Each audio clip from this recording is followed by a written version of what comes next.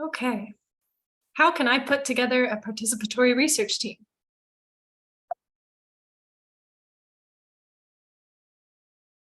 So, again, like everything else, there's not one good way to do it, but there's a lot of things to think about. The first is really who needs to be on the team. Um, with academic partners, it's all the usual suspects. Just because it's CBPR doesn't, or participatory research doesn't mean that you don't need all the typical people you'd want. You want contact experts, methodologic experts, research staff, depending on where you are in your career, mentors. That's all still holds true. I would also say to consider adding in experts in participatory research approaches that might be different than community partners. It's not the same thing to be an autism content expert or a qualitative or mixed methods researcher, because there's a lot that actually comes in terms of being able to conduct participatory research and to use a participatory approach. At the same time, many participatory projects will have organizational partners, representatives from the clinical or service institutions you're working with, nonprofit agencies, representatives from the advocacy organizations you might be working with, other representatives, be it policymakers, payers, as indicated for the project. These are all going to be an important part of your research team. And then we think about community partners and which community partners need to be on a research team. Again, you need to include community partners that fit the project needs. I have to laugh the number of times I hear colleagues talking about trying to get a random sample of community partners. Like, do you get a random sample of statisticians? Like, these are your team members. This is not your study participants. We're going to get potentially a random sample of the population we're studying. But for your team, you want people who are truly interested and committed to the topic. They're going to spend a lot of time and a lot of energy and a lot of effort on this. They need to really care about this in a way that potentially not everyone in the population does. You also have to really think about the diversity of lived experience. This is the expertise that community partners bring. So consider what expertise you need. Just as you might need an expert on a particular statistical method or a particular scholarly topic, you're going to need people with the expertise of the lived experience that comes with whoever they are. And you might want to think about, well, what ages do we need to have represented? What genders, races, ethnicities, sexual orientation, education, socioeconomic status? That lived experience may be very different based off of demographic characteristics. And when we're talking about autism, it's also going to be very different based on disability characteristics. Do you have people might have a very different experience if they're speaking or non-speaking or partially speaking, if they have an intellectual disability or if they don't, how much support they need, how much disability services they've used or needed to use. All of these things are really important to vary because we're going to need that experience to be able to speak to what it might be like to take part in this research study if you're non-speaking, or if you have never had access to disability services, or if you've been using disability services your whole life, and so forth. There's also might be project-specific issues that really depend on the topic of the study. For our projects, our employment projects, going to have people who've had certain types of employment. For our pregnancy projects, we want people who've been pregnant. And even for our projects with for example, suicide prevention, it's been very important to have people who have personally experienced suicidal ideation. The other thing to think about is people's roles in the community. I would say it's super important to have a mix of community leaders and people without significant community leadership roles. Both are needed and they kind of play different roles. As I kind of mentioned earlier, part of the reason we have community leaders is because they tend to carry with them, they have more power. So even though none of us from the academic side mean to step on anybody's toes, it's a lot easier to avoid accidentally stepping on people's toes, accidentally kind of taking power if you've got other powerful people there. And community leaders hold a type of power that that can't be replaced. They also often have access to ways to recruit people, ways to disseminate information. That's really important. At the same time, the lived experience of a community leader is not the same as the rest of the community. And if we only include community leaders, we're going to be missing really important perspectives. Not that those perspectives of community leaders are wrong, it's just that they are only part of the story. And of course, when I'm talking about community partners, who's a community partner? Are we talking when we're talking about autism research, are we talking about, autistic people, family members, disability services professionals, clinicians? They're all important and all bring valuable insight. But as I love this meme, I don't know who created it. I wish I did. But as this meme shows, what stakeholders may see may be quite different than what users may see or may experience. So don't assume that non-autistic family members alone can speak for autistic loved ones. Of course, they're incredibly important. But even if a project is about kids, about non-speaking people, people with intellectual disability, high support needs, it's really important to bring in multiple different perspectives. I don't know of a good way to have one person speak for people who do not have functional enough communication to take part in a participatory project. Truth is, there's no one can. But that combination, having people who are loved ones, having people who themselves may experience parts of this, may have experienced parts of this in different times of their life, that combination can sometimes make the project as strong as possible. And then, of course, it's important to have people who can make a conscious effort to center the voices of autistic people or whatever population you're working with, whatever marginalized group you're working with, because it's, again, very easy to accidentally step over them.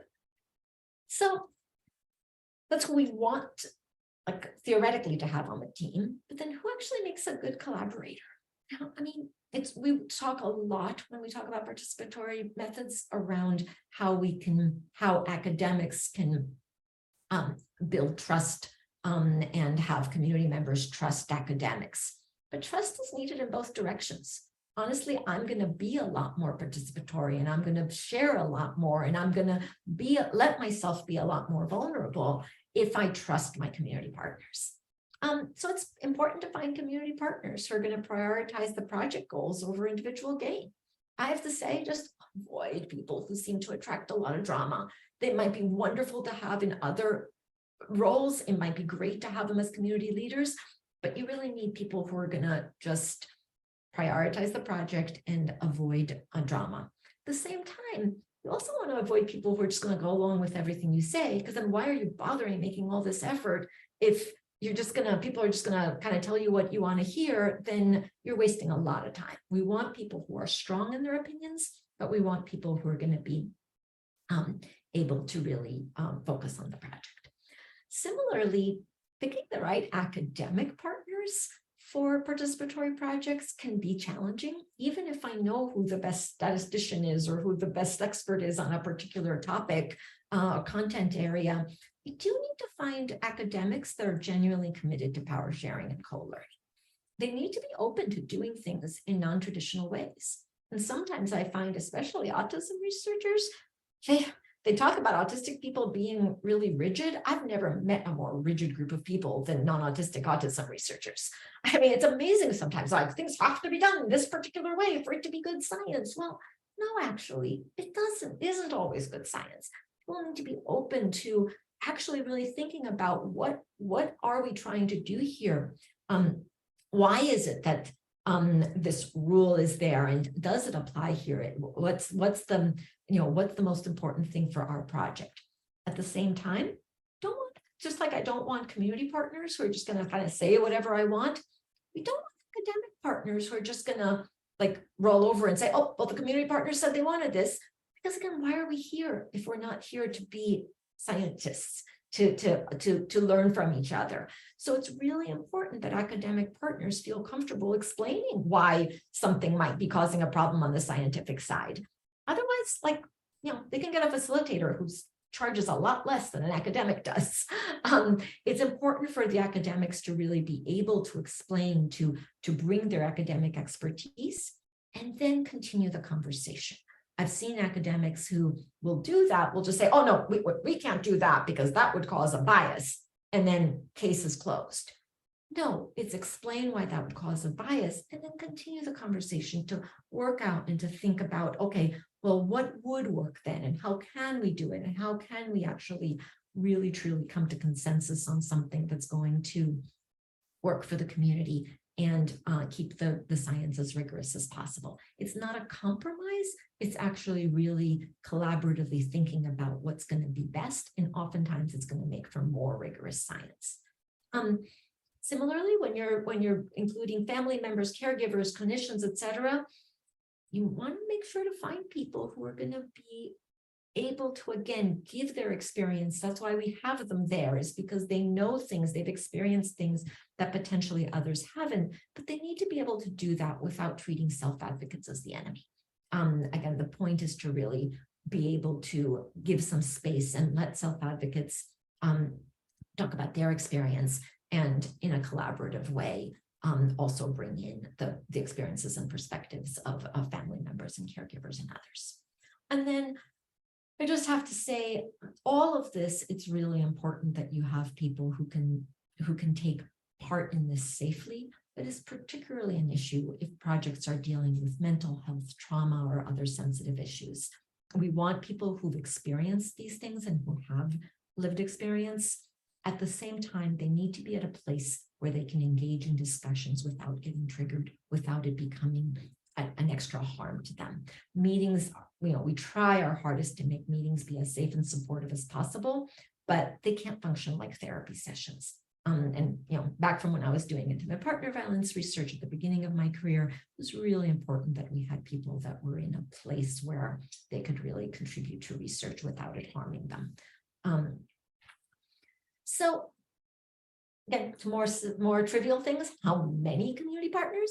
Well, again, it depends on so many different things. I can't have an answer for you, but a few things to consider.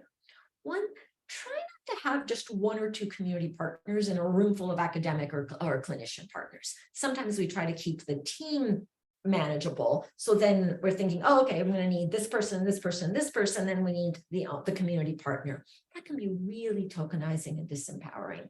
And sometimes we forget how much power we hold in academia, in clinical world, in the service, in service agencies, and just having a few people from outside of that is very, very tough. Try also, even if you have more community partners, try not to have just one member who is significantly more marginalized than the others. It becomes very difficult for them to always be the person who is the only one in the room who has an intellectual disability, or the only one who's not speaking or anything like that.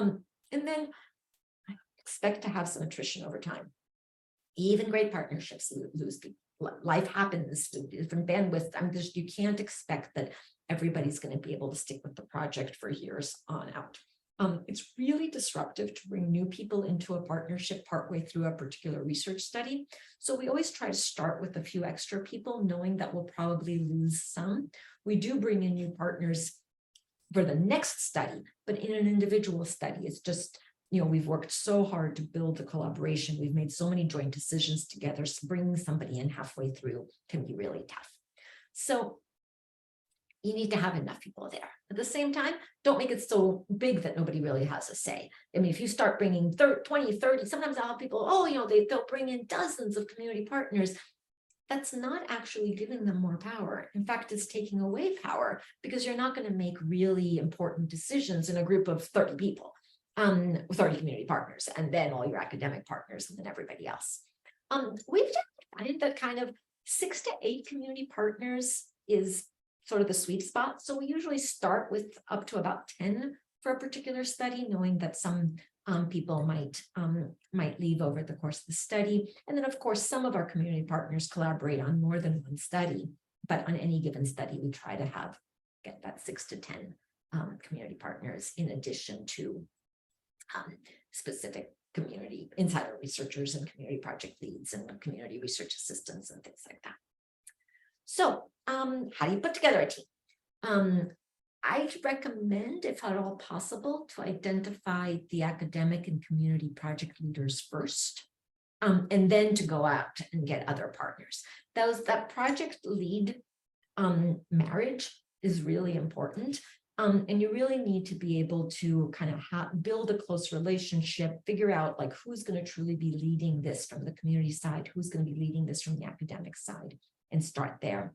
It's also helpful to form connections with organizations, whether these are service organizations or clinical organizations or advocacy organizations. And certainly you can always put a plug in for collaborating, if possible, with autistic-led organizations.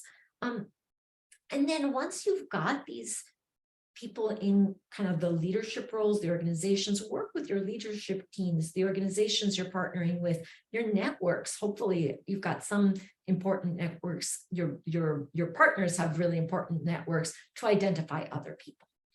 When doing that, we found it really helpful to have prepared accessible, high-level written materials about the project. It's very hard to like get people outside of the small team with just sort of babbling at them. It's nice to have something written that has the overall goals, kind of the basics about the project, the stage you're at right now, any collaborating organizations or leaders, and then written out the roles and responsibilities of the community partners, time commitment, the mode of participation, what days or times you might be meeting, what compensation there is. All of these things are really nice to have written out as best you can. Now, some projects were such an early stage, we don't even really know what the project is. Well, that needs to be written, that we're figuring out what project we should be doing. Some projects, we might already have a grant. We might already have this all spelled out, but there's still going to be a lot of participatory work to be done. Again, it's going to depend on the project, but it's really helpful to have some things written out. And of course, working with the academic and community project leaders can help make sure that they're written in an accessible way, written in a way that dings into things the community cares about and avoids offending people by using the wrong language, and so forth. And then if you're lucky enough to have a lot of partners, you have to think about how to choose among them. We didn't like the first decade or so that we had Aspire, we didn't have a formal application process. We mostly just got people by word of mouth. But in recent years, we have been using a formal application process, and we found that useful. We've got examples of our materials on our site. And then we work with your leadership group, work with your existing team members to choose among potential applicants. Choose among applicants to see who might fit best. You may want to meet with people to see if this seems like a good match. Of course, don't make it sound like it's like some interview, but it's helpful sometimes just for them to get to know you and the project for you to get to know them. And sometimes it's good to start with a little project before committing to a really big long-term project. I'd say especially for academics, because sometimes it's the academics that sound like they're going to be great partners, but it turns out it's really, really hard for them to actually partner equitably. So it's good to do a small little project and feel it out and see how it is. It's a little bit like dating before getting married. So take home points here. Choosing academic, organizational, and community collaborators is challenging, but it can make or break a participatory research project. And don't try to get a random sample of community partners. Look for people who can bring all the different academic, professional, and lived experience your particular project needs. And oftentimes that comes with a diversity of experiences and a diversity of perspectives. Start by putting together a leadership team and go from there. And just be really clear about your project goals and expectations, what you're asking for people. And then, of course, work with any information you can, whether it's your own knowledge, your community part, your leaders' knowledge, your organization's knowledge, what you've seen from people as how they communicate over social media, whatever else you can. Use any information you can to try to pick people who will be as good a match as possible. And then work with them from there on to really make sure that you uphold your own values around what it means to be doing a participatory project. So next up is what do we need to do to onboard new participatory team members? Thank you. And thanks, of course, to our full Aspire team and the ARP teams and all of our funders. Thanks.